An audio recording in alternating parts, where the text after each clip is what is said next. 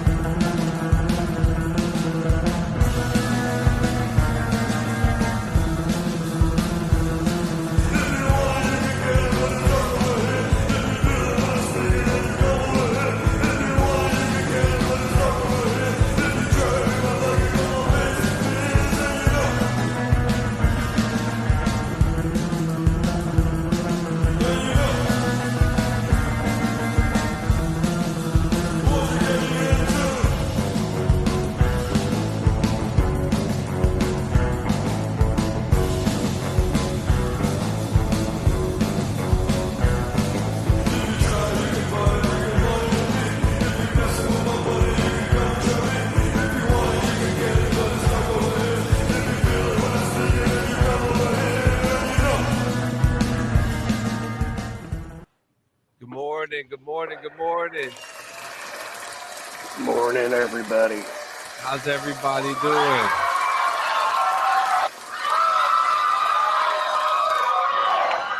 Jeez Louise. Thank you, guys. Fucking hey. Did we make it or what? We made it, and we're official, baby. Fucking hey. Hey. Did you find it yet, Jay? Which one? No, I don't. I'm not. Is it? It's up. Oh, okay. I'm okay. I'm looking. I could tag you in it if you want. You're fine. Oh yeah. So what up? Oh, there's Gonzo number 100. I hope you guys are feeling good today, because I know I'm feeling much better. Better. Oh man, how you guys? Hanging in, man. Hanging in. Freaking yep. It's a good goddamn day. Oh my God. Yeah, definitely. And it's been a hell of a week too. John, I shit you not, I am not seeing it. Hang on a second. Let me there we go. Oh, you got it? There we go. Yeah, okay. And now Jay's back freaking from his freaking technical freaking problems, because that's my world, is I don't know how to technology right. So yeah, we're just sharing this all over the place right now. I'm just love it. I'm just hitting the share button wherever. Kick me out. I don't care, guys. Kick me out. But yeah, we're here. Episode 100. We're hanging out. Okay. Good morning, good afternoon, or evening to all you gamers and military personnel out there. Welcome to episode 100 of the DD214 Gaming podcast, the only podcast where military meets gaming. And today I'm joined by Jay and Joe, also known as the 3 J's. Don't forget it, ladies and gentlemen. And if you guys didn't know, in GTA 5, there's a place in a corner in the little city part of the city called the 3 J's, and I really like going over there sometimes. It reminds us of the three of us. But reminds me on a little this little hole in the wall kind of round the corner bar that we go to sometimes here to have a occasional nightcap, and just it's kind of our place. You know what I mean? Yeah, and it's like absolutely. Oh yeah.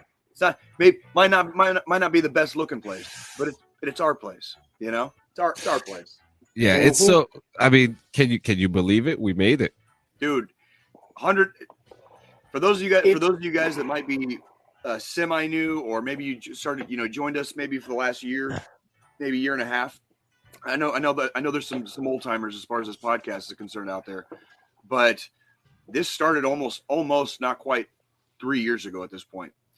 And when we've reached 100 episodes officially as of this episode, but between me and John and freaking the NSA, there's some lost tapes out there that we would have made it to 100 we would have made it to 100 like what was it? Would it be like early last year, John? Something like that. Something like that. Yeah. And like year, we had to wait almost a full year to actually get to the 100 episode milestone because of storyline issues, right? We've gone through 4 staff changes.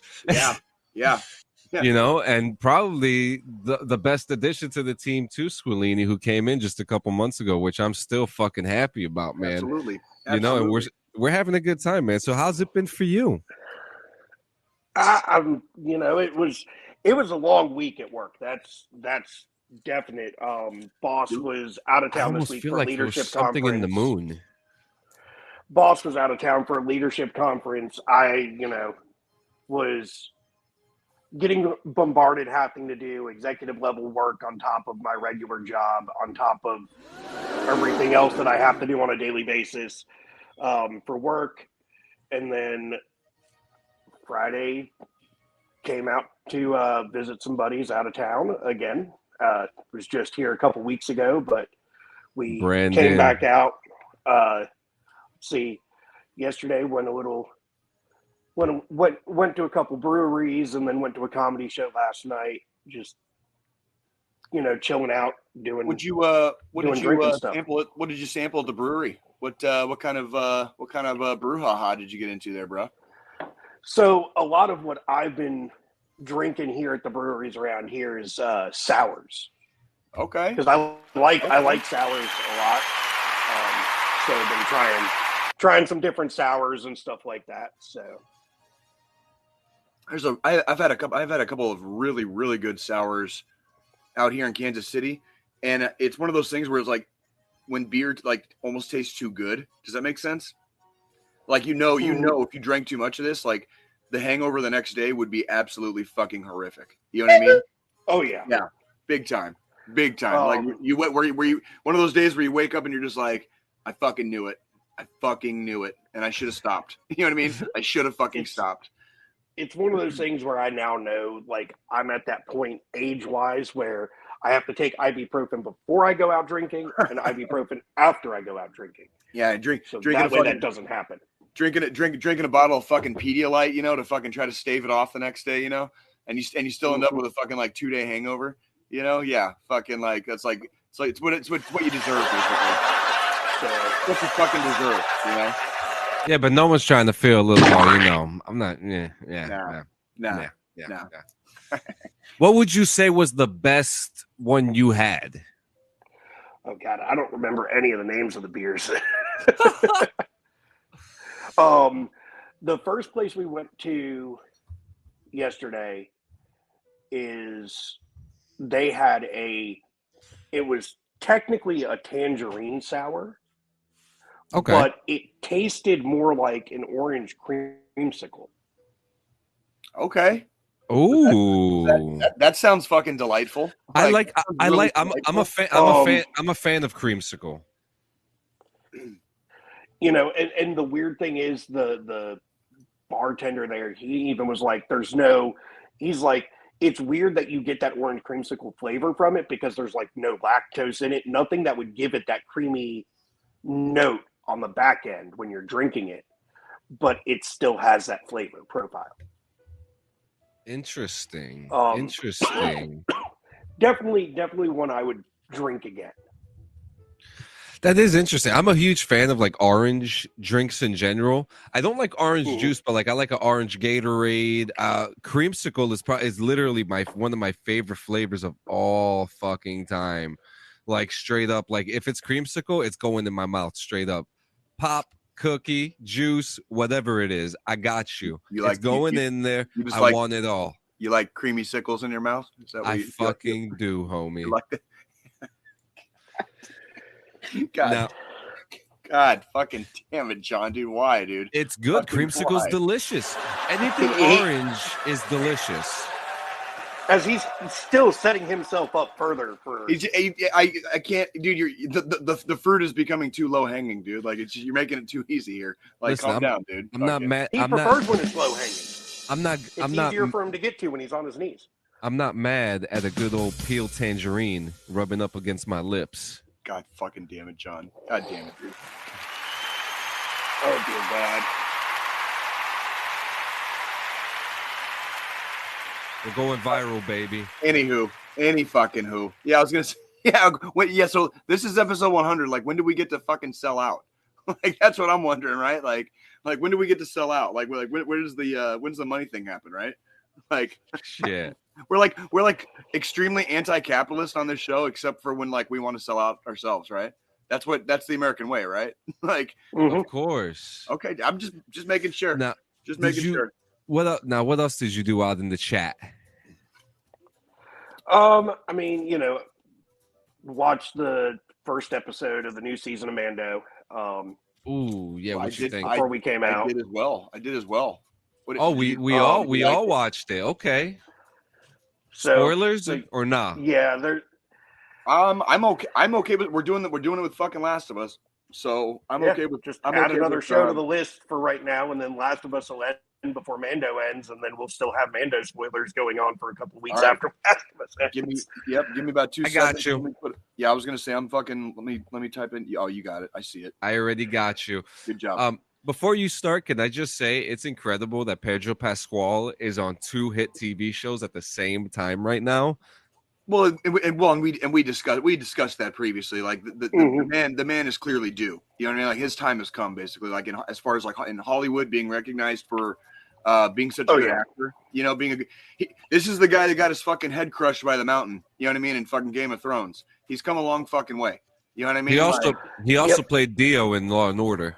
Yeah, he has come a very long way, and he's due, basically. Like his time has come. So good for him. He's in fucking The Last of Us, and Andy's the Mandalorian. You know, like the guy can't fucking he can't miss right now. He's getting more fucking ass than a toilet seat, in Hollywood. So that's basically like, what are you gonna say? I mean, so my thoughts on this episode, it was a good episode. Good starting point from where they left off with the last season. My favorite part was Grogu sitting in the spinny chair, using the Force to propel the chair. Right. To just keep spinning it. Yeah. Like, it was just everything you would expect from a kid sitting in a spinny chair was personified in that scene. It was adorable. I liked how they're getting back slowly but surely to the lone wolf and cub. Like the kind of like they made it more Western. This episode had a much more Western feel, like kind of harkening back to the original season to me. Yeah. Like there was a great fucking shootout at the end. Like there, where it was like you motherfuckers didn't even have a fucking chance. You know what I mean? Because it was like not only was it fucking Mando, but it was his homie Apollo Creed. Fucking in charge of the fucking city. Carl Weathers. Fuck yeah, fucking. We love you, Grief. We love you, Grief Karga, and we love your cape bots too. Hey man, fucking in the Star Wars universe, fucking goddamn Drago wouldn't have fucking made it, homie. Fucking Apollo Creed fucking had that shit on fucking lockdown, right? What were some other cool moments that you liked, Joe? I mean, I definitely the fact that he had 2 little bots following around him, holding his cape. That was hilarious. I mean, can we set a new standard now? Like, like if you're going to put a cape on somebody, going forward, somebody is some type of object for that universe has to follow you around, holding your cape so it doesn't drag the ground. That's just new standard. And it's got to be something cute and adorable, like little bots that somewhat blend in with your cape, but are noticeable that they're there. I forgot to tell you guys, when we went down to Branson a couple weekends ago to see my family and all that shit, We got served our dinner at one of the restaurants by a fucking robot. Shit you not. Like 2023, kids. It's fucking 2023. Like we got served by a fucking robot. It had a name and everything. It had a fucking name and everything. Like what was it?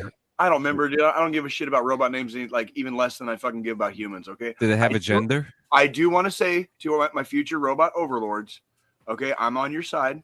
Okay, let's if you guys need to fix shit, that's okay, but don't matrix me out. Okay, like I'm one of the good ones. Okay, I'm on your side, robots. Okay, I love you. All right. Dude, I don't know. It had a fucking name, Joe. Dude, and it served our food. It gave us our fucking food.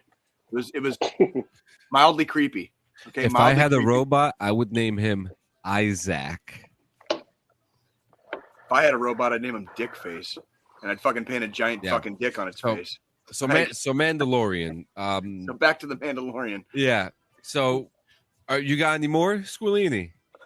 I mean, not really. The shootout that definitely was cool. That was really cool. That was a Wild West style. That was a fun scene. Yes, absolutely. That with blasters out. And then when he Mando didn't even have to fucking shoot first. What's his name? Yeah. I didn't mean to step on you there, fucking Joe. But yeah, like Mando wasn't even the fucking one that shot first. Like Carl Weathers fucking made the shot, and then when everybody else fucking pulled is when fucking Mando got involved, and they all fucking died except for fucking the one, right? Go ahead, Joe. I'm sorry. I mean, at least we don't have to go into the age-old debate of who shot first, Han or Greedo, with this episode, because we know who shot first in this episode. It was very clear. Spoiler alert: Han shot first, and if you say otherwise, you're freaking ridiculous. They cleared that. They cleared it up years ago. Yeah. Did you ever? What's that prequel movie with Han Solo? Was it just Han Solo? Solo.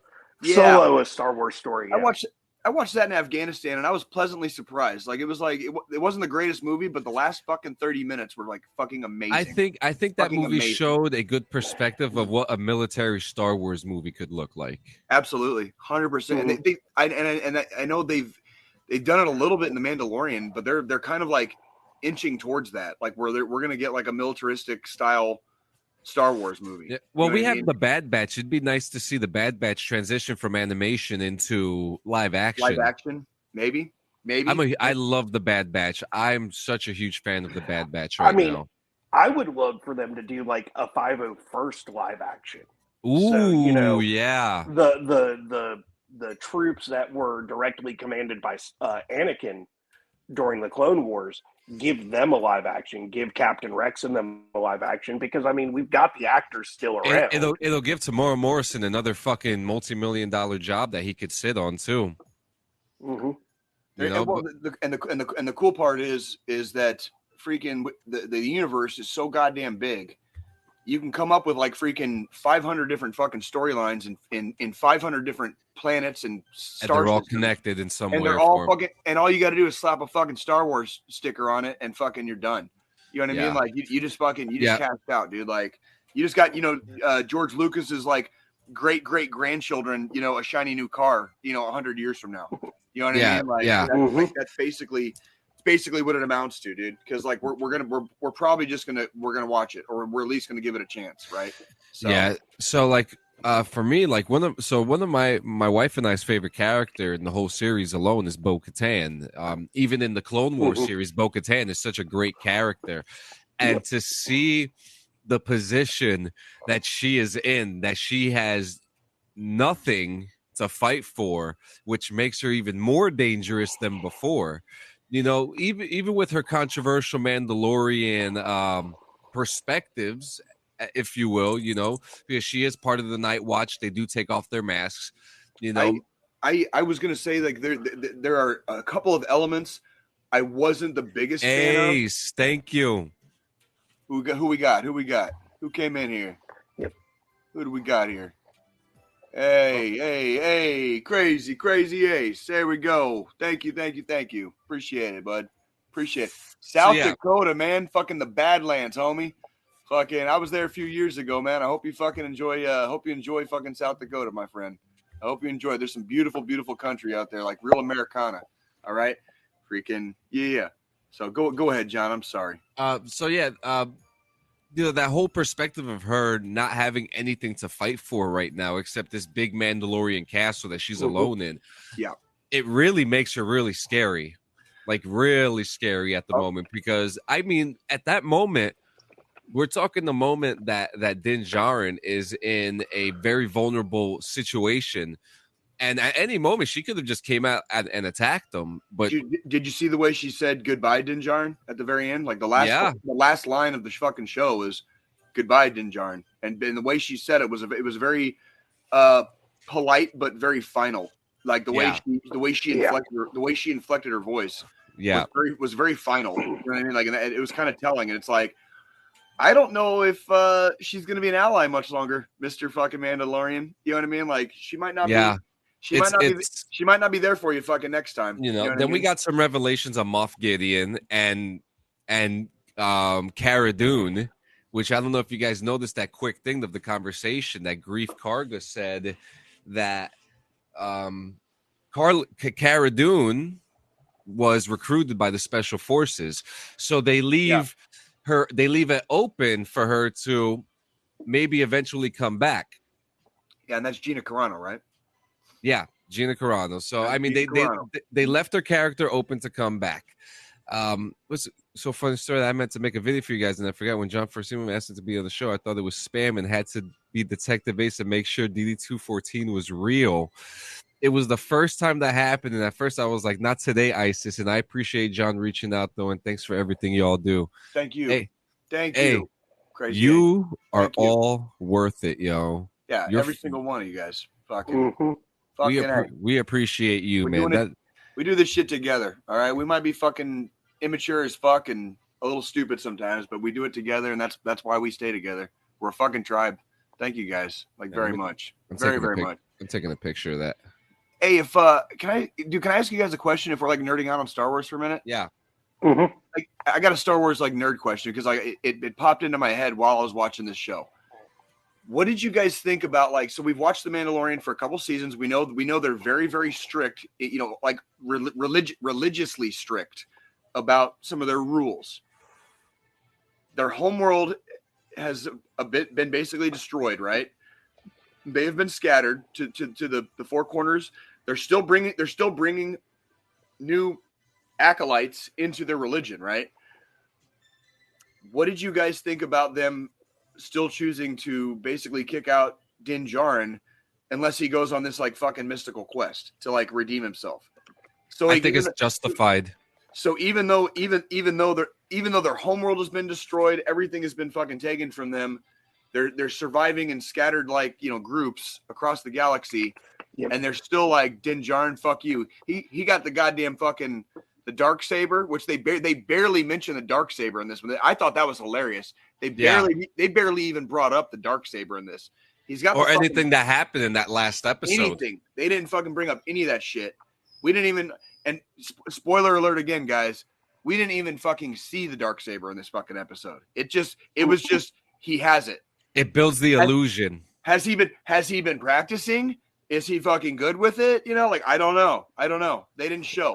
But it's really funny to me. Like they like this, you know, cult basically, like the Mandalorians are still clinging to their old ways, even in the midst of potentially being wiped the fuck out. Yeah. And like, what did you guys think about that? That's what I was curious what you guys thought about. Like, they're still clinging to their old ways when they need all the help they can get, right? So like, what do you guys got?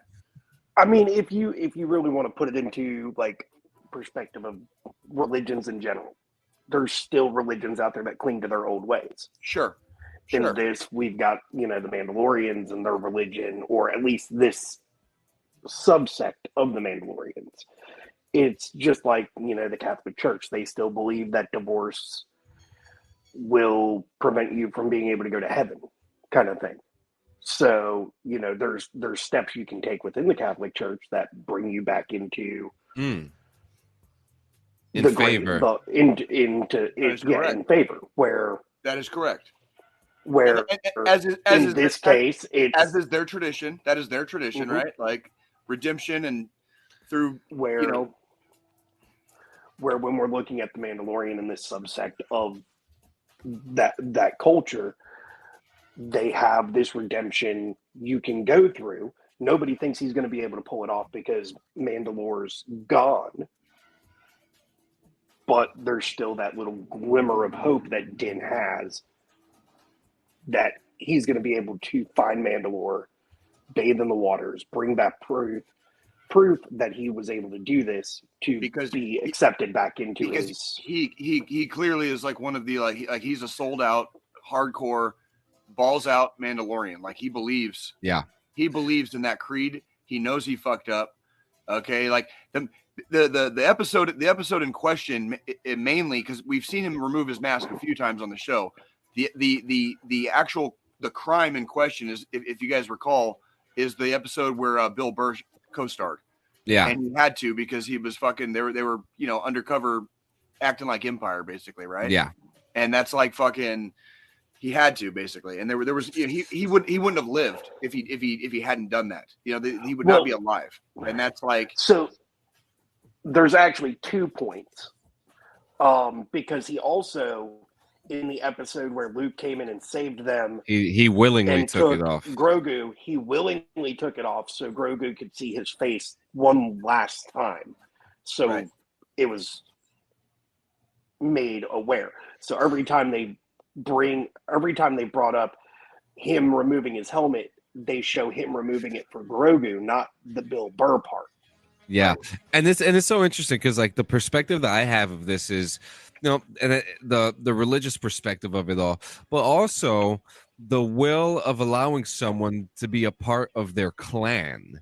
We've seen this. It's a running theme. That is a running theme. We've seen this situation in gaming. We've seen this situation with friends. Mm-hmm. Gang culture all over the place, and if there is a redeeming factor, that it will be there. If you are of caliber, you can make it happen. And but the most interesting thing to me about this is that they're not stopping him. So no, they're not, and they're not and again, and that's kind of where I was going with the kind of like bringing in the religious and. The cultish, the more cultish aspects of the Mandalore. What was fascinating to me is they're holding on so goddamn tight to their old ways, but they're still not fucking actively stopping him either. They're not actively fighting against what's her name again? The lady, Bo-Katan. Yeah, they're not actively fucking stopping her. So the Mandalore as a tribe are very, very fractured. And they might not even have the numbers or the power to enforce their own fucking culture, religion, and rules anymore. And that was a very fascinating part to me, was watching this kind of like this tribe and cult slowly. It harkens back to some of our indigenous and native populations here in the United States. It harkens back to some of that, where they were like, once they were fractured and like scattered, and they're 1,000 miles from like where like the tribe came from, robble, like this is what happens. You're gonna build new ideals within that time frame as well, and some of the old ideals, not necessarily wrong ideals, but some of the old ideals just don't hold water anymore, and you're kind of seeing the evolutionary like dying off process of the fucking tribe of the Mandalore. You know what I mean? Baby. Like that, go ahead. What? Oh no, my wife is saying congratulations. Thank you. I love you, baby. Oh. Hey, I love you. I love you, Mrs. Sanchez. Yeah, but it's Frenchie. It's gonna be. I think this season is going to be. It's gonna be very. It's feeling different than season 2. It's feeling different than season 2. It's got. It's gonna be more meaningful. It had way more of a Wild West. Again, harkening back to like season 1. It had way more of a like season 1 vibe than like some of the like just extremely adventurous adventures he's been on in season 2. You know what I mean? Like, so I don't know. Like, what did you guys get? What on the fucking 10-inch scale? What are we doing, guys? Like, how would you guys rate the first episode?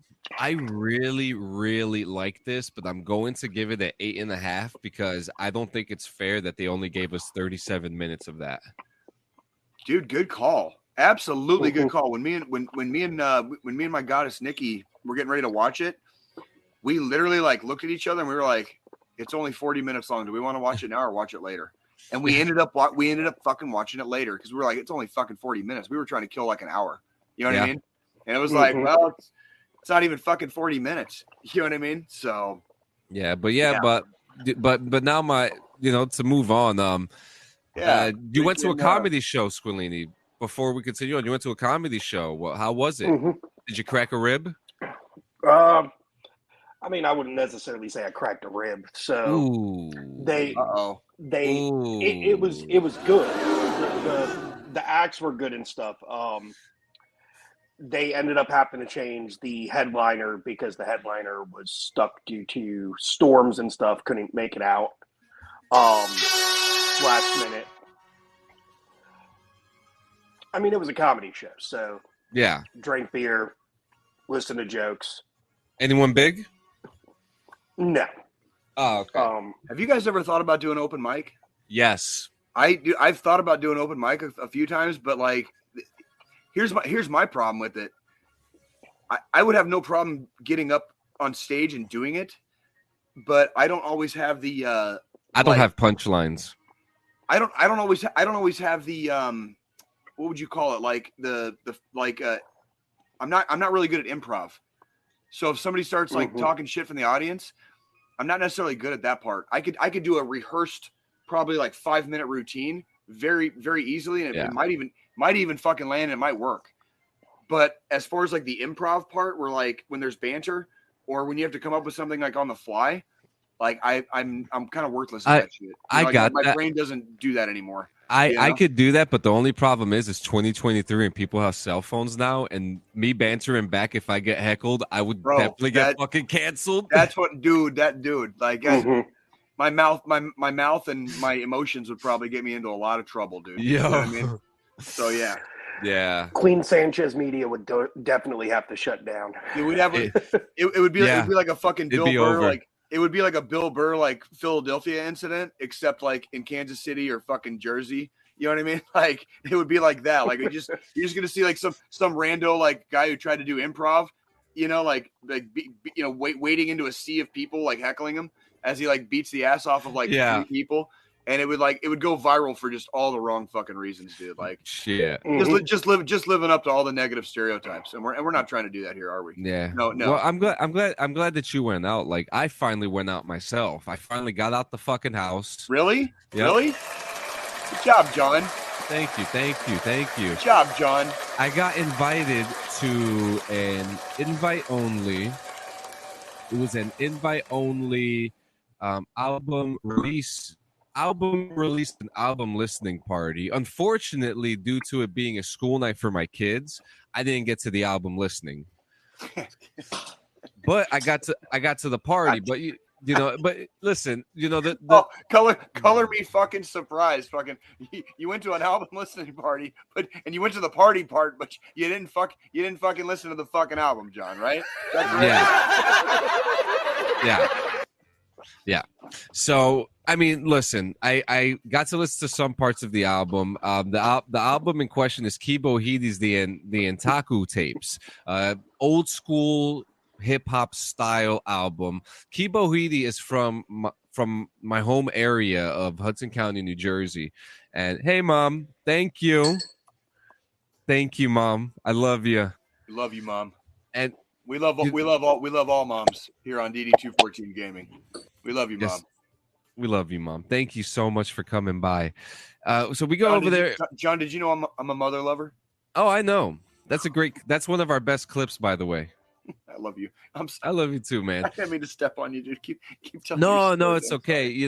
So we got my wife and I were invited to this event, which was fantastic because these are people that I grew up with since like the 3rd, 4th, and 5th grade. Fucking A. And they're they're doing their thing and they're making it now. They're making it now. What's very interesting is that my one of my oldest friends, I consider him one of my bestest friends, even though we don't talk that much. He is a great guy. His name is Eric the Red.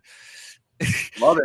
Great name. It's a great name. So strong fucking name right there. He just came out. He's about he's about my age, 34, 35 years old.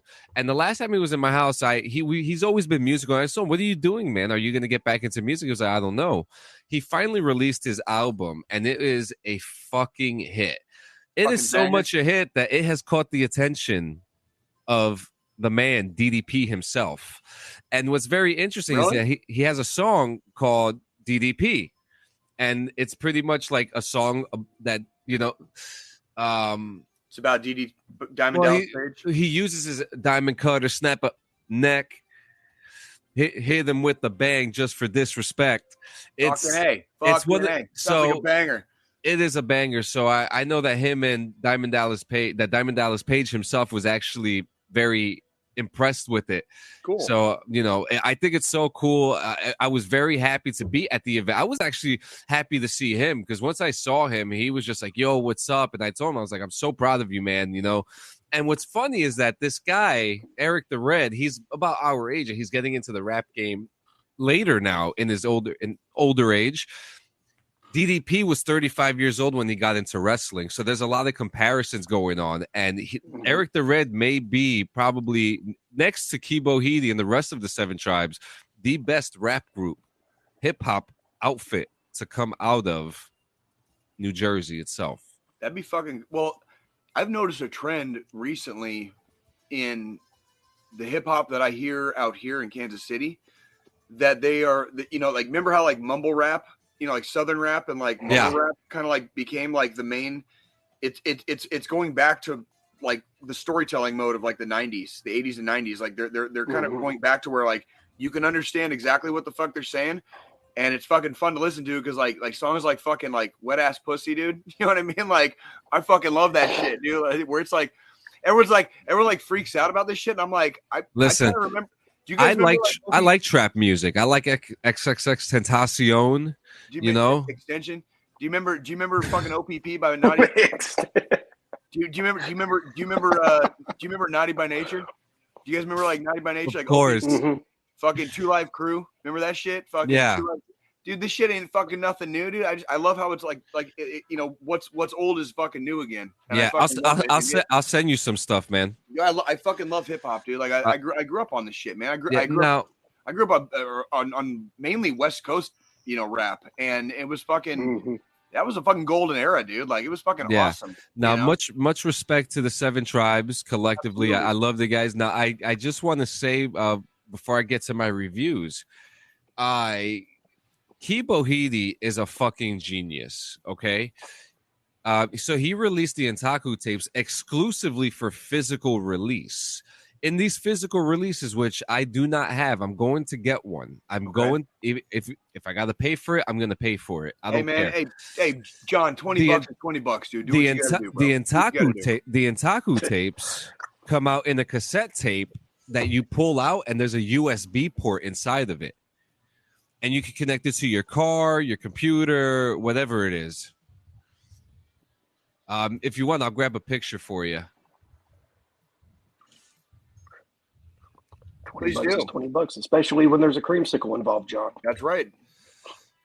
That's exactly right. All right, you ready to see this crazy invention? Yeah, I want to see it. All right, here we go. I want to see what you're gonna take a lot of fucking stuff to the face fucking for to get your hands on it. This thing right here. So it's a cassette tape. Well, the guy's car is we gotta wait till it does all the fancy shit.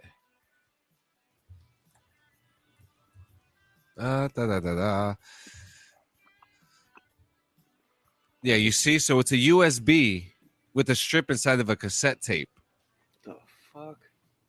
That's like the old when you had like a fucking to play like a CD player in a cassette deck. You have you put like the cassette in the fucking cassette deck, and freaking before aux ports were on cars, and you wanted to use your MP3 player in your car, and you had the cassette attachment that had the aux. The auxiliary port. I think, and everyone's got a USB port in their car now. I think it's absolutely brilliant. I think hey, tech guy, dude, Not gonna do. What? Tell me, impressed. tech guy. So, As the tech guy, mhm. I need to know what are your thoughts? So I mean, it's actually pretty ingenious. What they did there is they took like a thumb drive, they locked it, I'm assuming, so you can't remove the media that's on there or rip it off or anything of that nature. And then they place that inside of the shell of an old cassette tape, put the labels for the album on it and whatnot, and then attached an external USB cord. It's actually a really genius idea, especially since a lot of cars nowadays don't have cassette players or CD players, but they have USB ports for you to be able to plug in USB media devices.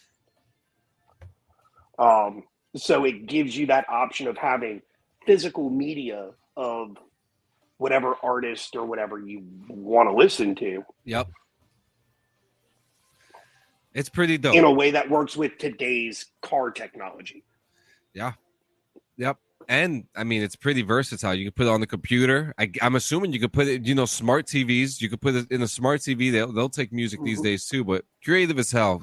I think I have not heard the full tape yet, but the technology, the event itself was a vibe. There was infused ice cream. Dude, tell everybody about the fucking infused ice cream, because I was curious about that shit. I had to ask you. What's infused ice cream, John? All I know, and this is all I'm going to say about it, because I don't know too much about it. It's infused ice cream, cannabis mixed with ice cream. That's all I could say about it. It's like going to a fucking candy store. Dude. We need 2023, dude. There's weed ice cream. Ice cream will get you high, homie. We need more studies. Dope. We need more studies. Cypress Hill is a national treasure, ladies and gentlemen. Go back to and re-listen to some Cypress Hill this week. All right, do your old pal Jay a favor. Absolutely. Right? I watched a movie this week. Yeah. It was called Knock on the Cabin. It starred knock on the cabin. Is that what you said? Knock at the cabin. Yeah. Knock at the cabin. Knock at the cabin. Yep. Okay. So it is filmed by M. Night Shyamalan. Not a huge M. Night Shyamalan fan. I think he doesn't create the best films. Including this one. It's not the best film, but with a cast like M. Night Shyamalan, as always, Dave Bautista, Harry Potter's own Rupert Grint, Ben Aldridge, Jonathan Groff, Abby Quinn, child Kristen Cui, and there was Nika Amuka Bird, who is a fantastic actress herself, and the story revolves around the same-sex male couple who adopted an Asian child, and the end of the world is coming. Fucking A. I like the setup already. And Batista and a group of people knock on this cabin, and they start talking about they're doomsday religious people, and they're talking about is Batista a doomsday guy? Like he's one of the doomsday guys. Yeah. Fucking A. He goes to I'm not going to get into full spoilers. I think it's actually worth the watch if you want like a decent movie. So these guys come to the house, and they're telling these four people, and they're telling them they tie up the same-sex couple, but not the child, and they tell them you need to make a sacrifice between the three of you. One of you needs to sacrifice one of each other before the end of the world starts. And so based on what? Is there a reason we're not pulling shotguns and blowing these people off the porch? Like, that's the thing. They came with post-apocalyptic stuff first off, and there was a lot of tactical errors in this film. A lot. No, there was a scene. Kills me. Yeah. There was a scene where one of the characters had a gun and decided to shoot away from the person to scare them after they had them tied up and shit like that. I mean, I would have shot them right in the face. I mean, by law, at that point, if you are being held hostage, you have every right to shoot them to save your fucking life. Am I wrong? If it's the end of the world, I shoot on sight. I'm not even fucking. I'm not giving you. I'm not opening my door. Well, the end of the world has my fucking door to you. The end of the world has it. the end of the world hasn't happened yet. I'm just going to go as far as this: is that Dave Bautista tells him, if you refuse, each time that you refuse, something apocalyptic will happen. Cool. And fucking A. No. Yeah. Just like, so the gay couple, the gay couple say, no, this is insane. The one guy saying you're we have two. The one character is more religious, more calm, and the boyfriend, the husband, is erratic attitude. He has a gun in the car. Okay, which I don't know why you would leave a gun in the car, but whatever. You don't ever roll strap, John? This is what I'm saying. Tell me you didn't grow up out west. Obviously didn't grow out west. But if I'm going camping with my family in the middle of the woods, I'm bringing the gun inside the house somewhere. Okay. Now, the big thing about this is that this is the only spoiler I'm going to give. They say no the first time, and they kill off one of the characters, and the first apocalyptic event happens. That's badass. I'll fucking say no again. Fucking do it again. So things start happening. So things start happening in the film. I think it's worth the watch. If for a police officer, for law enforcement or military personnel, you're going to see a lot of tactical errors, and you're going to be like, why the fuck? Right. But the story is rich. Dude, with M. Night Shyamalan, he's hit or miss. Dude, he kind of is, but one of my all-time favorite movies of his, believe it or not, is fucking Lady in the Water. I've heard good things about that film. There's no twist ending. It's literally just a story. But as a story, a standalone, by itself story, as depicted in a movie, it's fucking gold to me. Yep. And it's one of his, and people hated that fucking movie. Like, people fucking absolutely trashed that movie. And for me, it was like, the story was amazing. So, like, I might have to, based on your review here, I might have to fucking give this one a shot. Like, what are you on the 10-inch scale, John? What are we doing? What are we doing here? I'm giving it 6.5. Damn. I don't know if I can. I don't know. So I should wait till it streams? It's on streaming already, I think. Oh, okay. So I can just fucking. What service is it on? What service is it on? Do you know? I don't know if I'm illegally allowed to say where I watched it on. We don't fucking pirate anything here. What are you talking about? I found it on. I found it on YouTube TV Movies. That's fucking awesome, bro. Knock at the Cabin. I totally watched UFC 285 last night at a licensed place that was allowed to show it. I swear. Talk to me about that. How was the fight? Well, it was because you're up next. Am I really? Yeah, I'm done. Am I on? I'm sorry, guys. I'm sorry. We're 48 minutes in. Dude, it's 11:11. It's 11.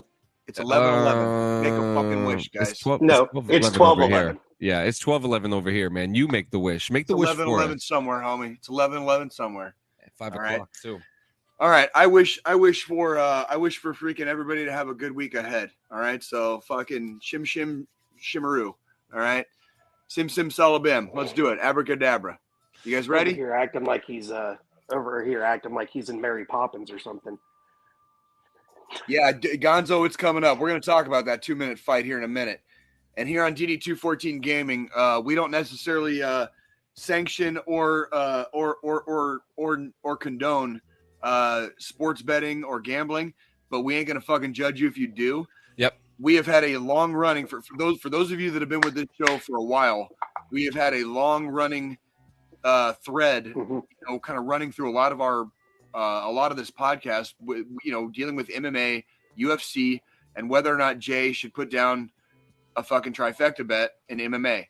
And I always said, when I can pick 3 fights out of the main event, and all 3 of those people win, the next time I have that kind of a feeling, I'll put down some money. Last night, once again, struck the fuck out. Just absolutely struck the fuck out. Again. Like,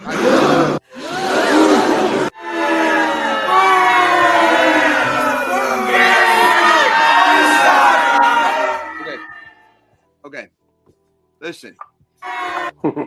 If you're gambling on fucking MMA, dude, MMA math, or also known as MMAth, like, doesn't work. Okay? Fucking MMA will fucking ruin you. All right? Gambling wise. And this is exactly why I don't fucking gamble on MMA. This is why I don't gamble fucking pretty much period. Because like they're basically like MMA is so fucking crazy. You're going to be in a sucker bet even though you're in a sure thing.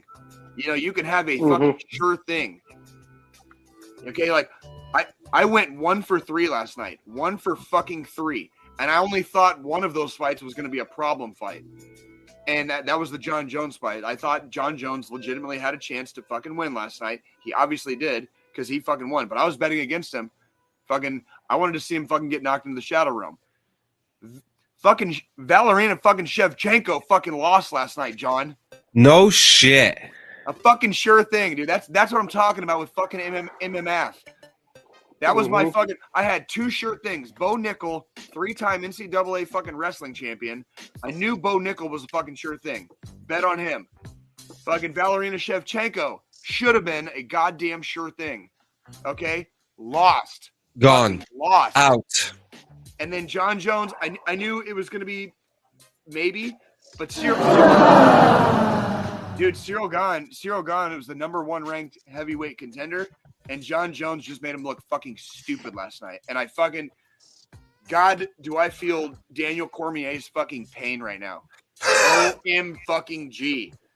I just want to see John Jones like I want to see John Jones lifeless, face down on the canvas, dude, and it's never going to happen. Like I live in this shitty fucking timeline where John Jones never fucking loses.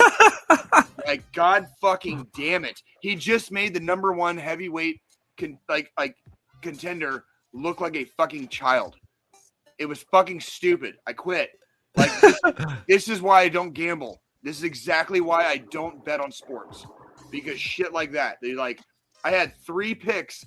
All 3 picks should have been fucking like pretty decent, right? Pretty good money, right? Like yep. Maybe. As long as fucking Cyril Gane fucking wins that last fight. Fucking Shevchenko got her fucking ass handed to her on a platter.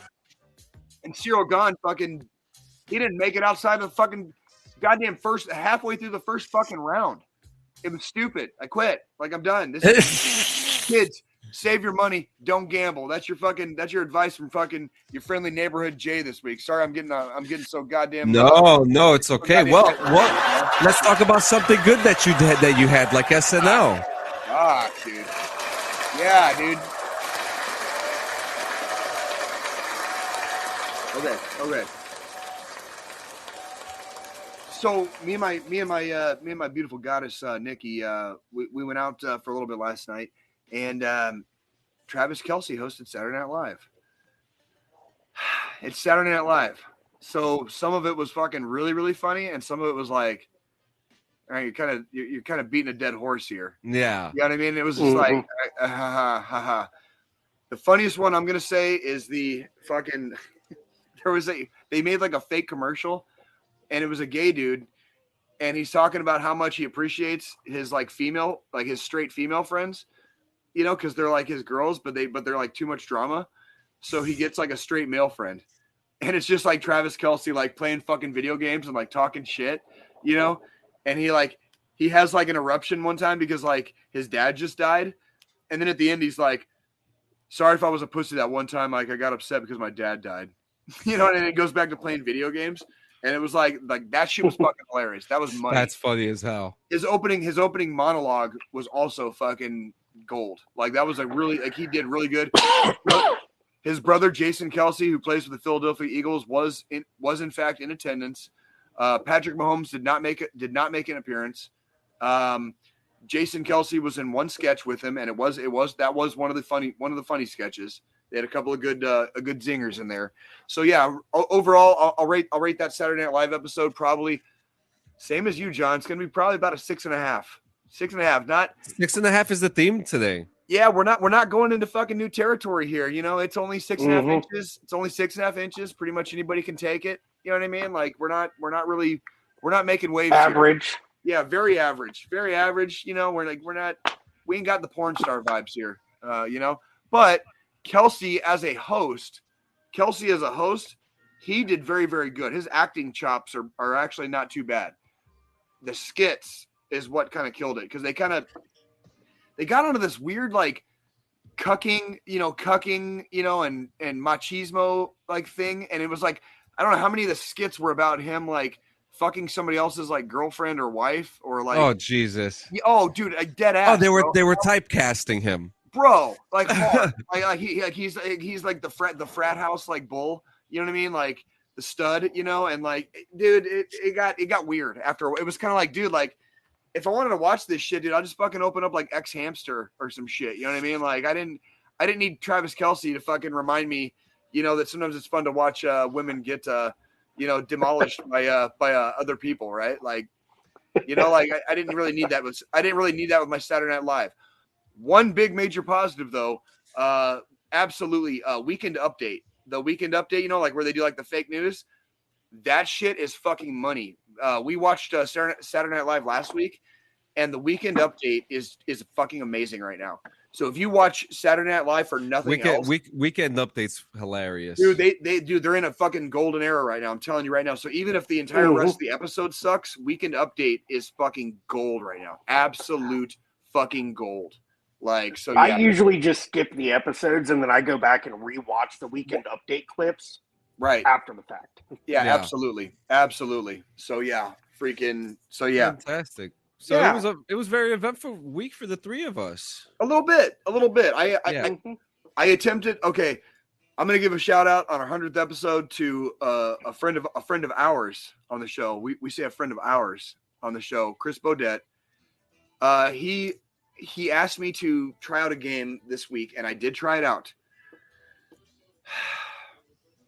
Unfortunately, this game is going to receive another no rating. Well, what's it called? It's called Inside. And again, I don't like naming and shaming stuff. This is like my fucking Brazilian steakhouse fucking review, bro.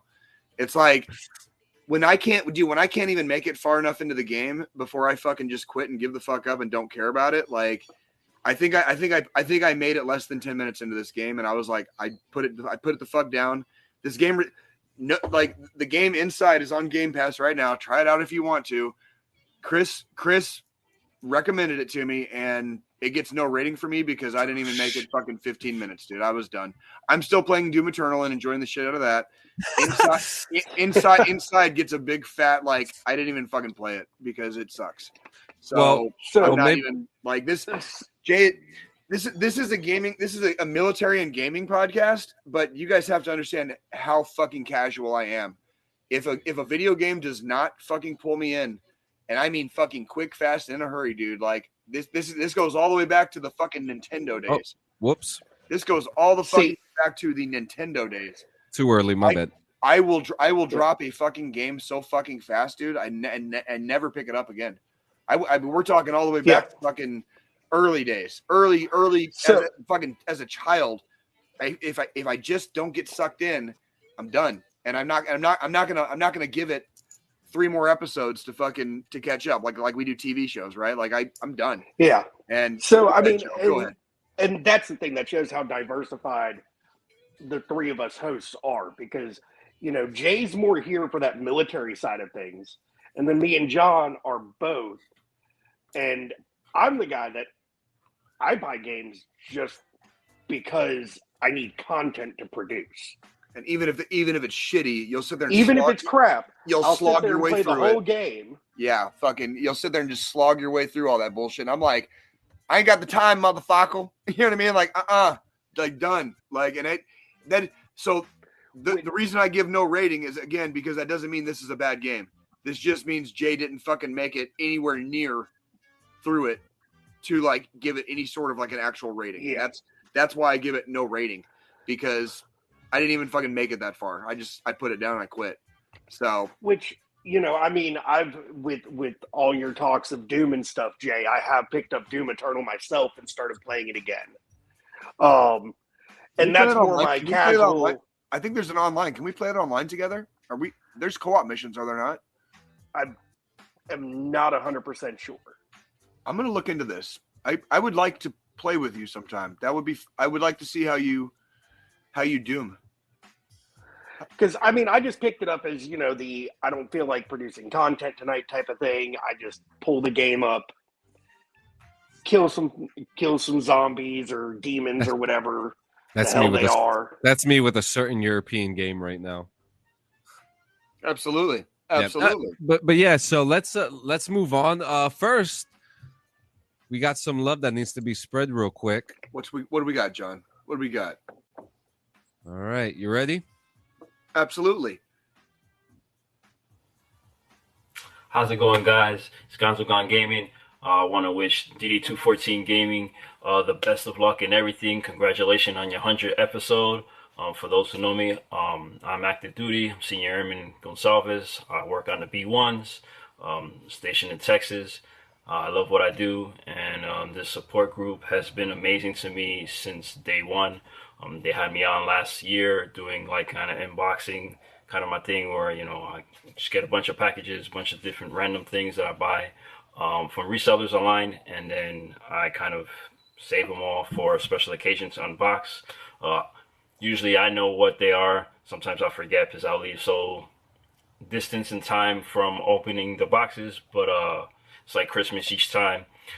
I do a lot of retro gaming. That's my kind of go-to thing. I like modern gaming, but not as much as I like retro. Once again, congratulations on DD214 on your 100th episode, and here's to 100 more, man. Take care. Fucking A, dude.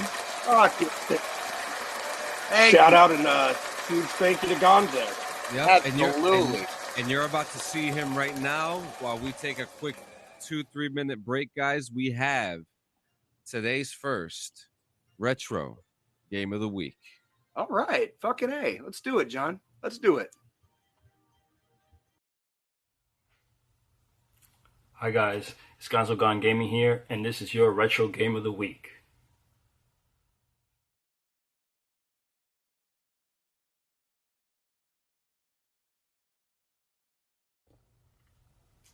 So this week's retro game of the week is none other than Super Mario Bros. 3. Came out in 1990s, arguably one of the greatest Mario games of all time. I know it's on my top, I'll even say top 3. It's the third best-selling Nintendo game, as in NES Nintendo game sold. I got all types of memories with this Mario. It's probably the one I played the most out of the first 3 for NES. It had all types of costumes, as far as Raccoon Mario. You still have Firepower Mario that turned into a frog. One of them turned into it looked like a teddy bear, but then it turned into a statue. You had the Hammer Brothers suit. You went through all the 8 worlds trying to save Princess Toadstool. Of course, once again, you fought Kooplings in each stage to get to the next stage, the next, castle that you were going to. It's a real fun game.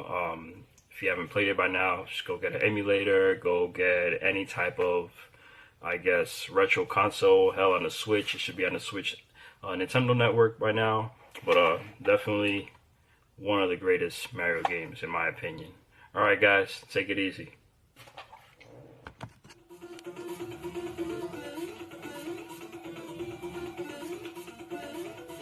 Ooh.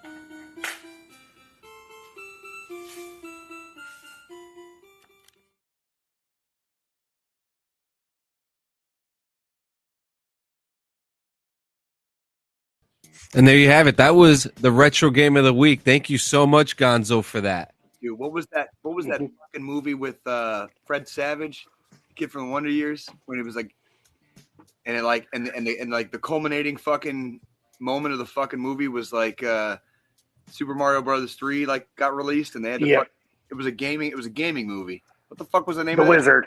The Wizard. The Wizard. He wrote it.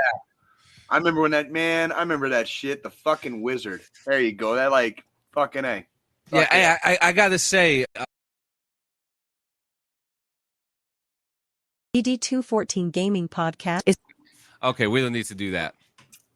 We don't need to do that. No, This is we why- don't need this the is why- intro again.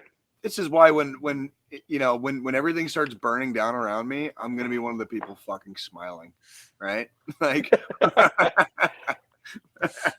Yeah, you know what's real funny too? How it's like all the good ones always seem to happen like that too. But now I don't.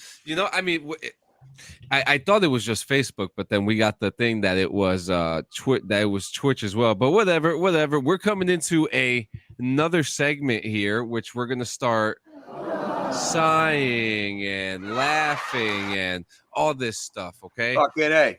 Fucking A. We are go. I got a list here for you. If I could find my damn list.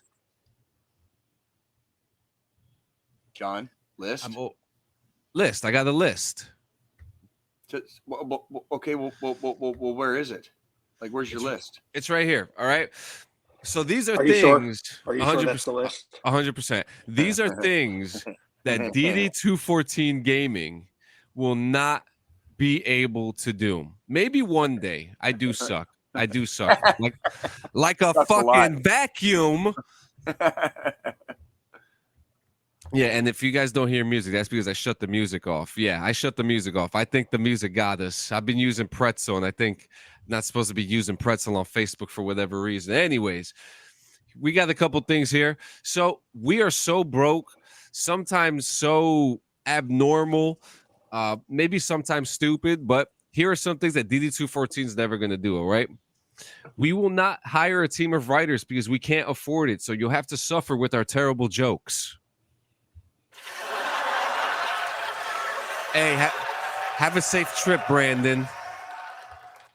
We won't be hiring any famous guests. You'll have to settle for us talking about our favorite dramas and movies, like you have been for the last 100 fucking episodes, Bro. Like I swear to God, I take the Trey and Matt stance from South Park on fucking celebrities on this show, where it's like you can absolutely be a celebrity and come on our show, but we're not going to talk about necessarily you. It's going to be, we're going to talk about what we want to talk about. And if you happen to be part of that talk, that's what you get. Yeah. Like, that's like, like we don't do fucking egos here. So fucking put it in check if you're going to come We on don't the do show. egos. We don't And do if anybody egos, wants but to we do see interviews. examples of us doing just that, go back to the episode with James good old Burns. Mr. Burns. Yeah, Mr. Burns. And he was a wonderful guest. And he said that was like the most fun he's had in like fucking like ever, like doing fucking interviews and shit. Like he actually because enjoyed most himself. of the time it's all about him, and we didn't do that. Yeah, we will party with you, but you're not necessarily the party. Yeah. Right? So next thing, we won't be able to afford a studio, so you have to deal with the sounds of our pets, our roommates, and our children. 110% for forever. And our wives. This is blue collar living. All right. Yep. Like we're blue collar here. So we won't be able to afford any professional lighting, so you'll have to watch us squinting in a dimly lit room. you guys have to like you're lucky I even like use my light in here. If I really wanted to make it dark and like seem like even more of a fucking creep than I am, like it would not be fucking hard, dude. You know what I'm saying, dude? Like it would not be hard. We won't be able to afford any fancy camera equipment, so you have to deal with the webcam quality, unless it's Elgato, because Elgato is quality. Ain't that right, Tech? Yeah, especially their new Facecam Pro. Yeah, which is still fucking waiting like on coming in. First webcam on the market to shoot 4K 60 frames per second. Yes, it is. Next, we won't be able. Oh, I lost it. We won't be able to afford any editing software, so you'll have to deal with Clipchamp, free jump cuts, and awkward pauses. So, sorry. I'm doing my fucking best, all right? That's how it should be, though. Yep. That's how it should be. John, I'm just going to rebuttal on that. DaVinci Resolve, which is professional grade editing software, is free. Yes, it is. Yes, it is. Yes, it is. You fucking, God damn it, dude. Oh, man. We won't be able to afford any fancy music, so you'll have to deal with the singing of Shrieks 333.bandcamp.com. We won't be able to afford any fancy animation, so you have to. No, we won't be able to afford any fancy animation, so you have to imagine my terrible artwork through placeit.net. That's okay. It's okay. We rock that fucking pirate lifestyle, homie. We fly the fucking black flag. You see that shit? The black flag. We fly that shit. We won't be able that motherfucker. We don't care. We won't be able to afford any fancy costumes, so you have to deal with us wearing our old military uniforms one day. Eventually, yeah, because they still freaking they still fit. Yeah. So I only put You're that lucky. there because I only put that there because I know the end of the world is coming, and we're gonna be when the end of the world happens, this is gonna turn into a military gaming podcast to a journalistic podcast. So exactly, and then we're gonna have to be all fucking serious and like pretend that like what we fucking say actually fucking matters, or like our opinions are fucking like worth a fucking shit. You know what I mean? And because we're leaders. We're leaders, Jay. And then eventually we're gonna fucking sell the fuck out, and then like something's gonna happen, and we're all gonna like hate each other, and then like do our own thing, and like it's gonna, dude, fuck all that, man. And then one of us is gonna get canceled. And then one of us is gonna get canceled. Yeah, right. Fuck all that, man. Come on. Next one. Better than that. We won't be able to afford any fancy set design, so you have to deal with this recording from our bedrooms. Say that again, dude. We won't be able to afford a fancy set design, so you have to deal with this recording from our bedrooms. Damn it, dude. It's not exactly my bedroom, but when I'm in the doghouse, I do have to sleep in the basement. So I might as well be. Right? Oh shit! Next one. Hey, when my queen is not happy, Jay has to stay away. You know what I mean? Like that's my queen. So. Yeah. What do we got here? We won't be able to afford any fancy special effects, so you'll just have to deal with our cheap practical effects. Cheap practical effects. Yeah, that's like cheap practical effects like what? Oh Jesus. Do you want That is a fat boy. Send it. That is a fat boy. Ladies and gentlemen, Squillini says. What does Squillini say? You look at the fuck. Well, I'm going to put it up right here. This is who he's going to be if he puts his uniform back on. Come on, just a little faster, baby. This is who you're going to be if you put your uniform back on, Squillini. Hold on. God.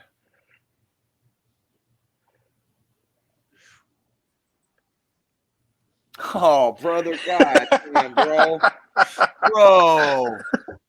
Man, I gotta lift you up, homie. Like, bro. Go to the gym, Joe. Just start going to the gym, man. Like, you can do it. I believe in you. Yeah. Next one. Don't be so hard on yourself. I love you, Joe. We won't be able to afford any teleprompters because fucking Melon doesn't work. Dude, like I think this.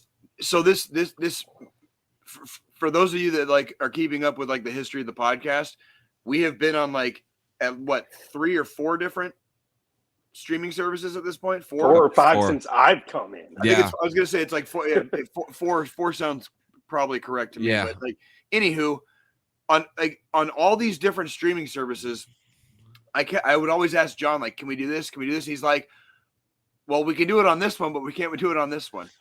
But this one works better with this, and this one works better with that. And finally, Melon, no shit, Melon has like pretty much all the things we need for it. All the things I've ever asked John for this podcast, as far as like for the entertainment value and for some of the stuff where we just like to like be silly and have fun. Mm-hmm. And we can't get Melon to work 100% every goddamn time. So like every time, so it's like it has everything we need, but it fucking sucks, like because it keeps breaking on us. Yep. And like it's literally so bad that one week all 3 of us might be able to get in properly. The next week me or Jay, one of the two of us will have to come in as a guest, and we lose all functionality. That's right. And then I'm going to be sitting here like a cuck like this, like I did that one day. Yeah, when Travis Kelce was fucking your old lady, right?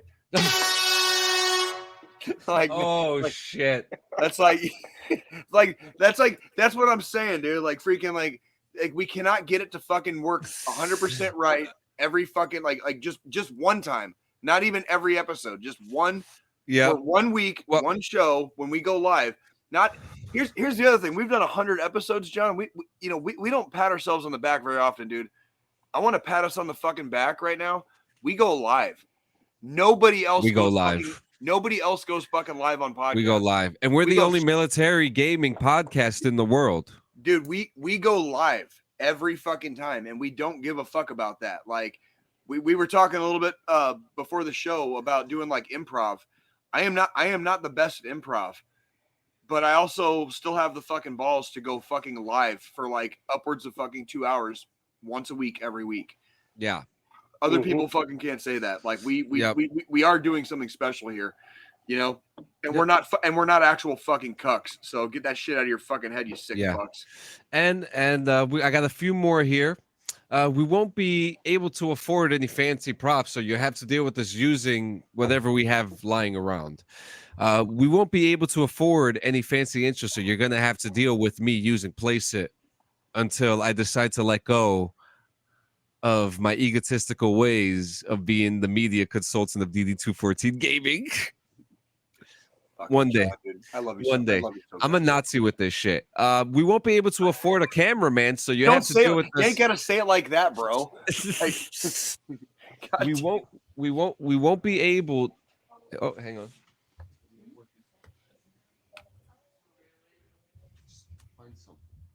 Got you. We won't be able to afford any cameramen, so you're going to have to deal with us accidentally cutting off our own heads. And if you know the age-old trick about, DD214 does hate Nazis. You know, when you're a cameraman, you're not supposed to cut heads off. But yeah, we won't be able to afford any fancy snacks. So you're going to have to deal with us munching on stale crackers and Dunkaroos. Nice. I love the Dunkaroo reference. Yeah.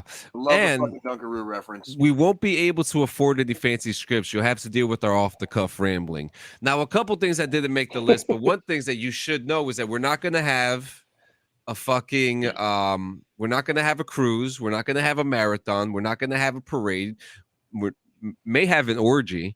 I mean, that's entirely. I mean, orgies kind of tend to functionally happen like, you know, organically. So it doesn't really. You can't really plan them. You know what I mean? This isn't. Yeah, you can't plan an orgy. You can't plan orgies, but yeah, because then there's paperwork and then tests that have to be conducted. It has to happen naturally, bro. It just has to happen naturally. Okay, so I agree. But yeah, when we come back, we are going to go into just some military news that I think is going to blow your minds. I have 3 great news stories today. Can't fucking wait to hear it, John. We'll be right back. This is DD214 Gaming's 100th episode. Do you know what that means? 100 times they have told veterans and service members and their families that they care and that they matter. But most of all, they gave them the resources they needed to stay in the fight. They ranted and raved about the games that we love and we hate, and it was great. And to that, I say thank you, DD214 Gaming. May you never reach your peak as we continue to climb towards the stars. Because once you reach the peak, you must ascend and the adventure ends. So may the adventure never end. DD214 Gaming. May it never end. And that's a big fucking hooah to good old General Shango, DD214 admin, DD214 OG. We have very few OGs, and Deshaun is one of them. He is. He 100% is. And goddamn, dude, like that one hit me right in the feels, dude, because like I don't like breaking character very often on this show, because like I do have to remind everybody out there, like, while we do go live, like we are in character a little bit. So there are some things that are very parallel to our actual lives, and there's other things where we kind of, we jump to the other side and we're doing and saying things we like I'm not kayfabing on this one. I feel sometimes like I'm doomed to live, and it's not necessarily a curse, but it's a blessing. And when you look at life as a blessing instead of looking at it like a curse, like when I think about how many times I've gotten lucky and like some of the things I've survived, you know what I mean? Like where like, yeah, bro, you probably shouldn't be here right now, right? Like, yeah, that's when every day starts turning into like a gift, right? And that's why they call it the present. You know, like fucking, yeah, like fucking whatever, dude. Like whatever hokey ass fucking motivational bullshit. But there is something to that. Like, yeah. if I'm gonna be doomed to fucking live, man, I'm gonna fucking live it the fuck up. That's You know what right. I mean? And we're gonna have some goddamn And, fun. and let me tell you, I mean, every single one of you guys are fucking worth it. Like straight up, like it is probably one of the coolest things to hit a 100 of anything. You know, like it is a milestone. We've been doing it every week, John. Yeah. You know, and then with the addition, you know, Squilini came in and things have gotten much easier. We have new perspectives. Like, correct me if I'm wrong. You and me are tied. Like we've both been here the whole time, but we're tied now because we are. I've only missed 2 episodes, and I think you've only missed 2 episodes. Is that correct? Yes. And we only missed like we literally, you and me, kind of like we did like the Arnold and the Carl Weathers in the Mandalorian. We did like the Arnold and like Carl Weathers thing and fucking like grab hands, dude. And like we stuck it out. We stuck it the fuck out. Like, yes, we did. mean, and the thing is, since I've been here, I've only missed 1 episode. There was one where I did have to cut out early because that tree about hit our car, which wasn't your fault. Yes, and that, but that was. I think I was gone for maybe 30 minutes, and then the show was over anyway. So it has been a point of this show and our community that we are here every 168 hours. That is what keeps it, keeps the timeline going, basically. So it doesn't matter really who's here as long as someone is here. And that's like, so even when some of us have to miss, however infrequently, someone is here for you.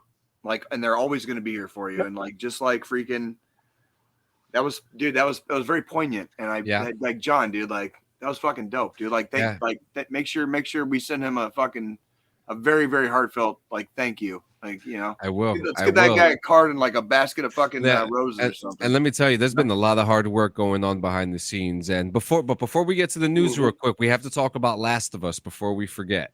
Oh, fuck. So, Last of Us, great episode. It was. Great episode. It was. Dude, there was gaming. Joel's alive. Joel's alive. Mortal Kombat.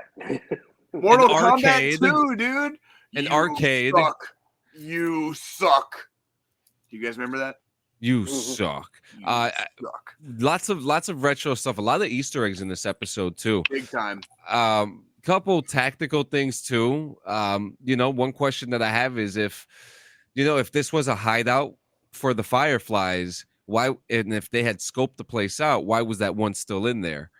If someone can answer that for me, help me out here. Other than that, I don't have an issue with anything else in the episode. I think the subject of young love is a big theme right now, and a lot of people look at it as it's being thrown down your face. But I think The Last of Us has been doing a good job with making something realistic. Yeah, because I was gonna say that I saw nothing controversial about this. Exactly. It was more my only issues with this particular episode, because it was very fun to watch. It was very nostalgic. It gave us more background on Ellie. Yep. Okay. Like the episode itself is a very, very good standalone episode. I would say this episode is probably, I'm going to say it's going to be number 2 behind fucking episode 3 right now. I liked it. There were still a couple things I fucking nitpicked though. And again, as we've said, like all 3 of us have been creaming our pants over this fucking series the whole time it's been on. So I miss Perry. Well, when I nitpick stuff out of this fucking TV series, it's literally nitpicking. I'm not like there's not really a lot of substance to it. Tactical errors again, yes, and I'm gonna say yes to you, John, on if they have a fully functioning fucking mall and they know where it is and they're doing drops and they're doing like exchanges within this place and they know the power works all of a sudden, the zombies should be wiped out. What are they? Zambies? Zambies. Thank you, Joe. The Zambies. The Zambies should there shouldn't be a Zambi that is like stuck to the wall with fucking mushroom shit growing off of it. Insecure. Like no, dude. Human beings as groups and tribes and hunters are way more effective than that, dude. We wipe shit out. Mm-hmm. We are really, really good at wiping shit out. Yeah. That's what humans are good at. I'm gonna agree with you, John. Episode loses points because that Zambi should not have fucking existed in there. So go ahead, Joe. I'm gonna shut the fuck up for a second. And that's my big issue with that episode also was the fact that there was still one Zambi. And one Zambi. It was still undead. Yeah. Yeah. And nobody in the Fireflies thought, hey, maybe we should kill this. Right. Like, seriously.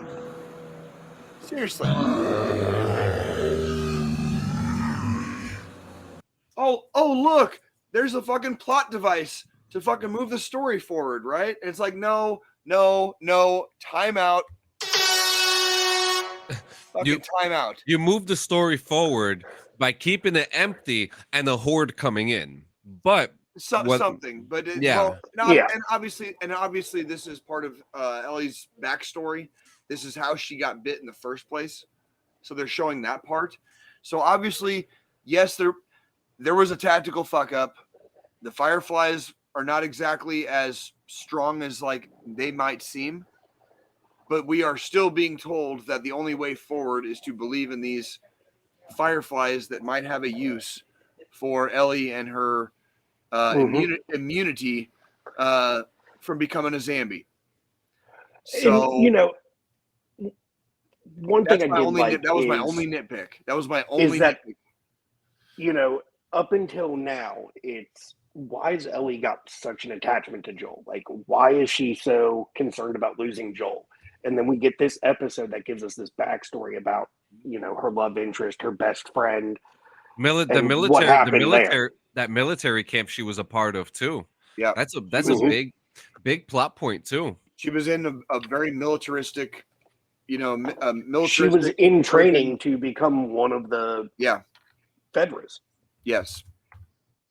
Which is also an interesting character aspect too, because you have a child who still had the perspective of staying within the military and sticking with orders, but then love, as it always does, shines through. Exactly.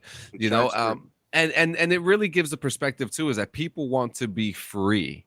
Even in the post-apocalypse, people want to be free. And there's a side theme that goes with that. Everybody wants to be free, but not everybody knows what freedom actually costs. Yeah. Oh, and for two children to sneak out of a guarded fucking town into a large fucking mall. Yeah, we'll drink to that. We'll drink to that. But overall, great episode. The story itself is really progressing. 100%. I think Riley was a fantastic character. Agreed.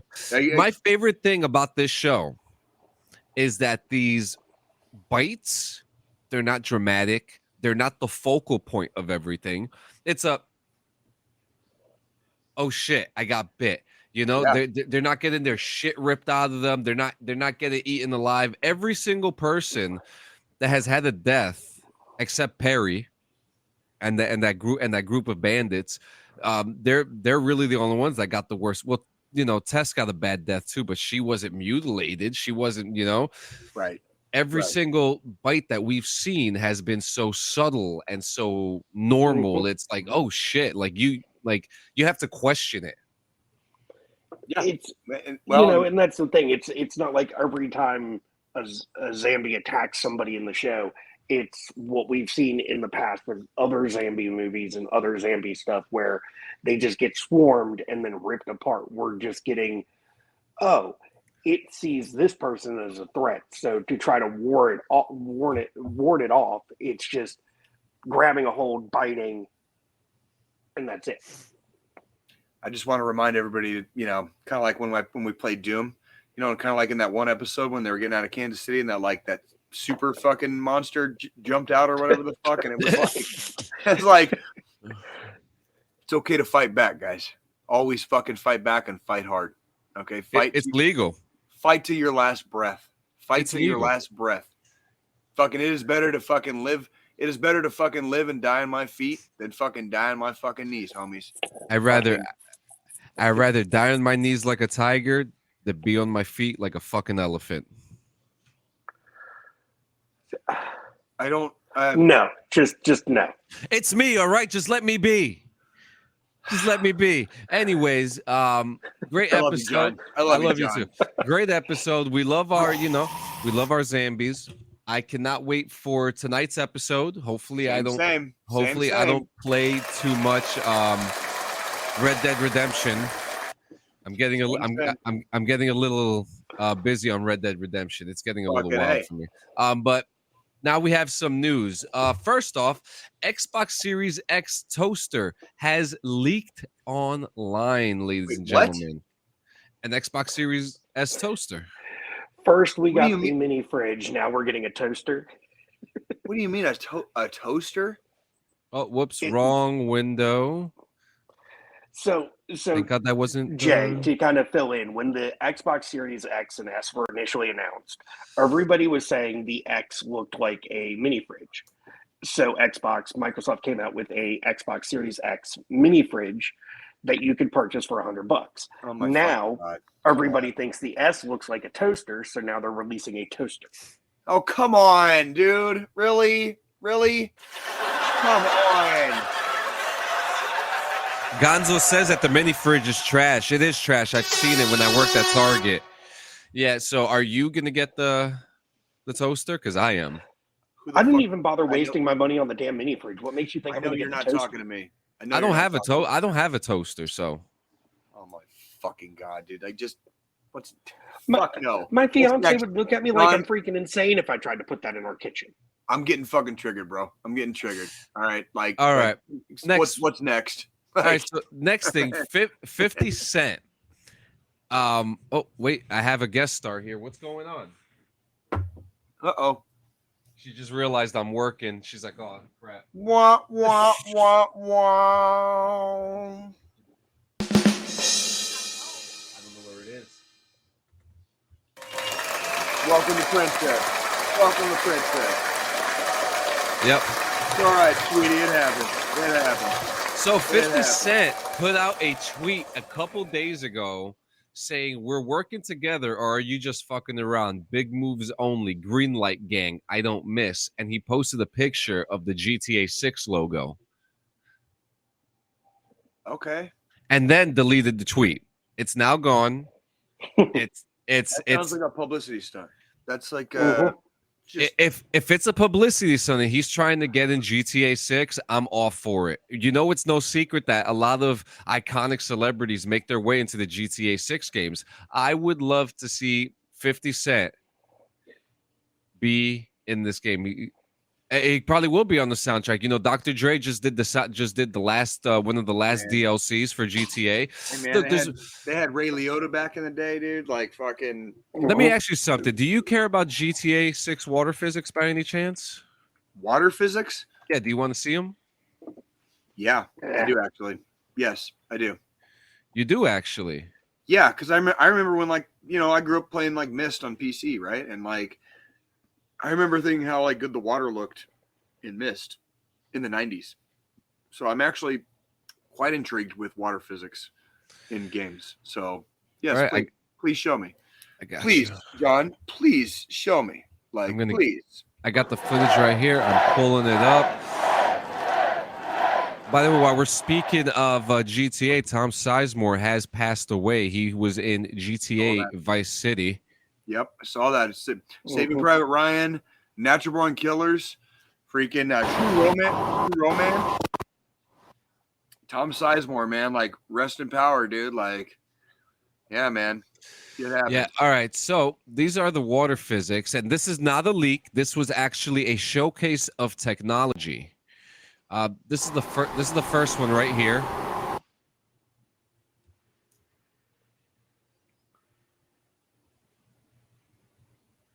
Wow. What do you think? I'm not gonna lie, that's very impressive. Yeah. That's extremely impressive.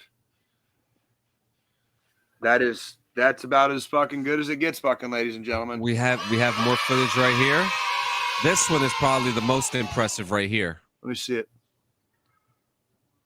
I know the quality is not that great. No, I can no even with a reduced quality, like I can see what it's doing. Like that's I got nothing on. I ain't got shit on that, dude. Like I don't know shit about fuck. You know what I'm saying? Like I'm like that poor curly haired blonde lady in Ozark. You know, I don't know shit about fuck. Yeah. So like, I mean, that was fucking amazing. Yeah, that was absolutely fucking amazing, dude. Like, yeah, I mean, look, GTA 6 is setting itself up. Listen, we're all angry with it.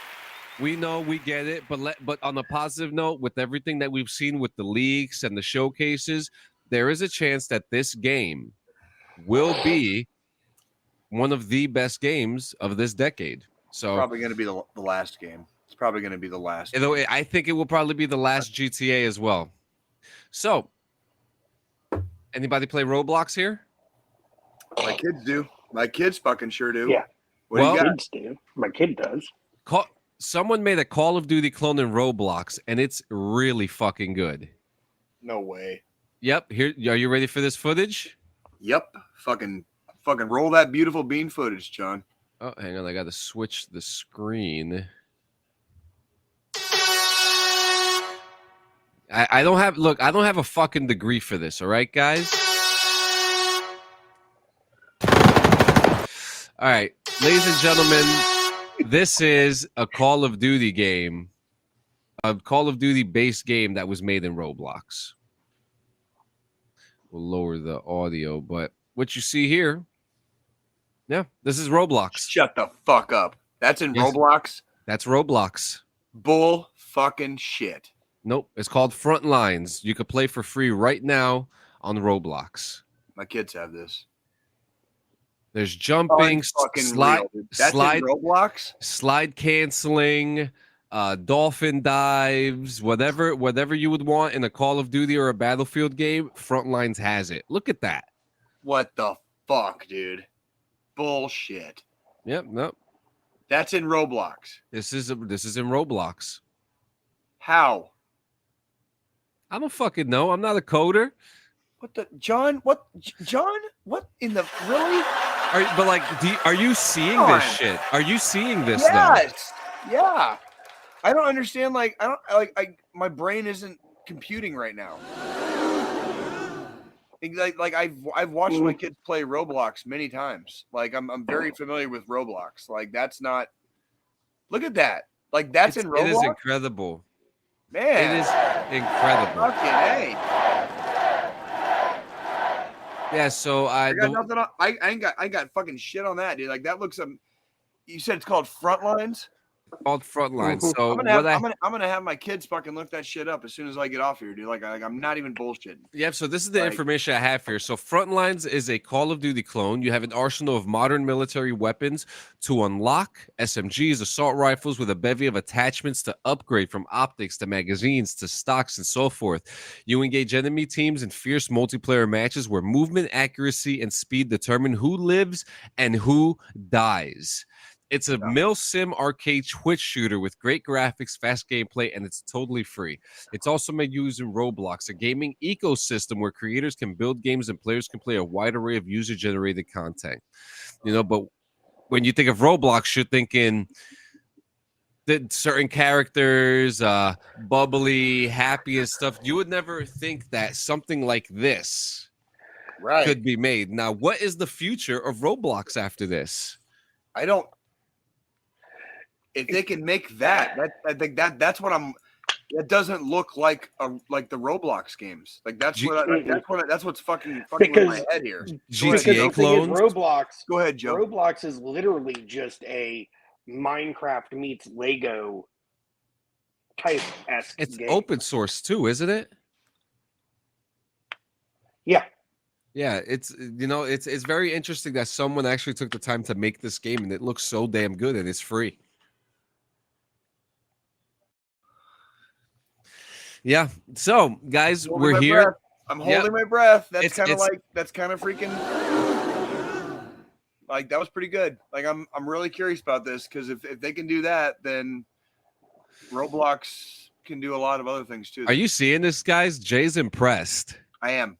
I'm extremely impressed. Like if that I'm gonna fucking turn my shit on here like whenever we're done. And like I'm getting on it, and I want to see if that's fucking real. Yeah, it's called. I'm really fucking curious about that. It's called Frontlines. Make sure you check it out. Yeah, so here we're now here at the end with all our technical difficulties and shebangeries and all that stuff, guys. Do you mind if I take the final thought this week? Go ahead, John. Go ahead. Fine. I'm gonna make this short and sweet, very simple. This week, my child had a mental health episode. My second son, Jonah. He's been having issues in school, issues around people. He's been getting bullied, and he's been holding his patience, not wanting to fight back because he doesn't want to fight. He wants to play a mental game with people, but it kills him. I took him out of school for 2 days so he could have a mental health day. And what did I do? I took him out. I spent time with him. I got in his brain. I got to figure out what the issues that were engaging him to feel the ways that he was feeling. Kids go through mental health too, guys. We as adults, we go through it. Sometimes we show it, sometimes we don't. But kids don't know how to express, how to hide their feelings, or how not to hide them. There's a very big subject that I think a lot of people don't talk about, and it's a big thing. Children have feelings too, and it's time that we talk about them too, guys. So, in saying that, you could always call the National Suicide Hotline, which is *988 or 1-800-273-TALK. You could also check out www.iasp.info/resources/crisis centers, where you could find resources for you to help you today. Guys, you are not alone. We are never alone. We've been saying this every week for 100 episodes, and we're going to say it again for 100 more, 1,000 more, 1,000,000 more. Thank you so much for coming to episode 100. Expect some extra surprises with more content, more talking, more banter, more shit talking. Hell, we may even hit one of us one day physically, just for the hell of it. Jay, you're muted. I mean, if you want to have some fun, we can roll. Yep. And in saying that, guys, we love you. Thank you so much. Absolutely. Make sure you follow, like, subscribe, leave a review and all that stuff. And Squilini, you got the last word? Just, guys, like John said, everybody suffers in their own ways, but don't suffer in silence, guys. We've made it through 100 episodes of 168 hours, and you have been here with us each and every episode, each and every week. Don't let this be your last. We're like a really fucked up version of Mr. Rogers. Yep. But by God, we are in your neighborhood, and we will fucking be there for you. Yep. So fucking keep tuning in. See you in formation next week, everybody. Love you. Thank you. Peace.